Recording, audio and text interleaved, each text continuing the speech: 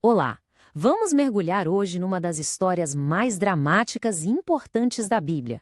Uma história sobre família, inveja, traição e um destino surpreendente. Vamos falar de Gênesis 37, a história do sonhador traído. A história já começa com uma pergunta que vai direto no coração do conflito. Imagina só o que é sentir o peso do ódio, não vindo de um estranho, de um inimigo, mas daqueles que dividem o mesmo sangue, dos próprios irmãos. E o mais curioso é que tudo isso começa não com uma briga feia ou uma disputa, mas com um presente. É aqui que o conflito nasce, com a chamada túnica da inveja. Então, o cenário é o seguinte: a gente tem Jacó, o patriarca. Ele ama todos os seus filhos, claro, mas ele tem um carinho todo especial e bem óbvio por José, que era o filho que ele teve na velhice. E esse amor não era nada discreto, sabe? Era uma demonstração pública de favoritismo. O resultado disso, bom, era quase inevitável: uma família completamente dividida. O centro de todo esse problema é um objeto, uma túnica especial, toda colorida, que Jacó dá de presente para José. E olha, isso não era só uma roupa, era uma declaração, um símbolo visível que colocava José num pedestal, acima dos irmãos. Ela era longa, bonita, totalmente diferente das roupas que os rapazes usavam para pastorear ovelhas. Na prática, era um outdoor do favoritismo do pai. E aí que tá o ponto. Sabe, um presente que deveria ser um gesto de amor acaba virando uma semente. Mas não de união. Ele planta uma semente venenosa, a da inveja. E ela começa a crescer, a tomar conta do coração dos irmãos. Chegou a um ponto que eles não conseguiam nem mais falar com José em paz. Bom, se a túnica foi a sementinha, os sonhos de José foram a água que fez esse ódio todo florescer. É aqui que a gente entra na parte dos sonhos da discórdia. O primeiro sonho que José tem é, quase uma provocação direta, mesmo que ele tenha contado na inocência. Ele sonha que está no campo com os irmãos e, de repente, o feixe de trigo dele se levanta e os feixes de todos os outros se curvam, reverenciando o dele. Dá para imaginar como isso soou para os irmãos, né? E a reação deles, não podia ser mais clara. É imediata, cheia de raiva, de sarcasmo. A pergunta deles já revela tudo. Você acha que vai reinar sobre nós? Eles não veem um sonho ali, eles veem uma ambição, uma declaração de superioridade. O ódio só aumentou. E como se não bastasse, José vai lá e tem um segundo sonho, ainda mais grandioso. Dessa vez não são só os feixes de trigo dos irmãos. Agora são o sol, a lua e 11 estrelas, representando a família inteira, incluindo o pai e a mãe, todos se curvando diante dele. E aqui tem um detalhe fascinante. Esse segundo sonho foi tão longe que até Jacó, o próprio pai, repreende ele na frente de todo mundo. Mas tem uma diferença crucial aqui.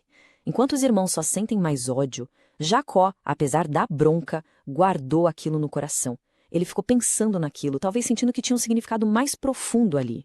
Toda essa tensão, claro, vai crescendo, crescendo e nos leva ao ponto de virada da história. O momento em que anos de ódio acumulado finalmente se transformam em ação. É a cilada no poço. Jacó, coitado, sem ter a menor ideia do que estava acontecendo, manda José ir ver como os irmãos estavam. E quando eles veem José se aproximando lá de longe, provavelmente com aquela túnica colorida dele, as palavras que eles usam já são carregadas de desprezo, de ameaça. Lá vem o sonhador. É nesse exato momento que o plano terrível deles começa a se formar. O plano inicial deles é de uma simplicidade brutal. Vamos matar ele e aí a gente vê o que acontece com esses sonhos todos. Mas Rúben, o irmão mais velho, intervém. Ele não queria o sangue de José nas mãos, então ele sugere uma alternativa: jogar ele num poço vazio. O plano secreto dele era voltar mais tarde e resgatar o irmão. Mas por hora a agressão acontece. Eles arrancam a túnica de José, aquele símbolo de tudo que eles odiavam, e jogam ele no poço. E agora vem um dos detalhes mais arrepiantes mesmo da história toda. Depois de cometerem esse ato de traição terrível contra o próprio irmão, que está lá no fundo de um poço, eles simplesmente se sentam para comer. Como se nada tivesse acontecido. A frieza é impressionante. Só que o destino de José ainda não estava selado, não. A história dá outra virada enquanto eles estão ali comendo. Uma virada que levaria José para ainda mais longe de casa. É a parte em que ele é vendido e traído. Enquanto eles estão lá comendo, uma oportunidade literalmente passa na frente deles. Uma caravana de mercadores a caminho do Egito. E é Judá quem tem a nova ideia, uma que soa quase prática na sua crueldade.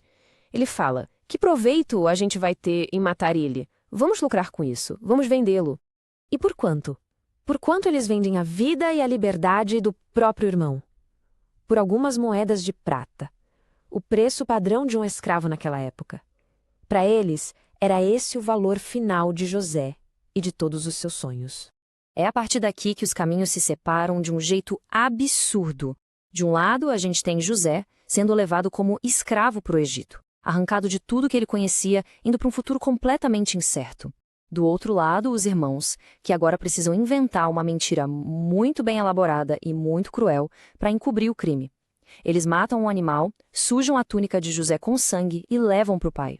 A mentira funciona perfeitamente. E a dor de Jacó é total, avassaladora. Ao ver a túnica ensanguentada do filho favorito, ele conclui o pior e entra num luto profundo e inconsolável, acreditando que o seu filho amado foi morto por um animal selvagem. E enquanto Jacó sofre e os irmãos vivem com essa mentira, a verdadeira história de José, bem, ela está só começando. O que nos leva à reflexão final. O fim é, na verdade, o começo. Vamos pensar um pouco nisso.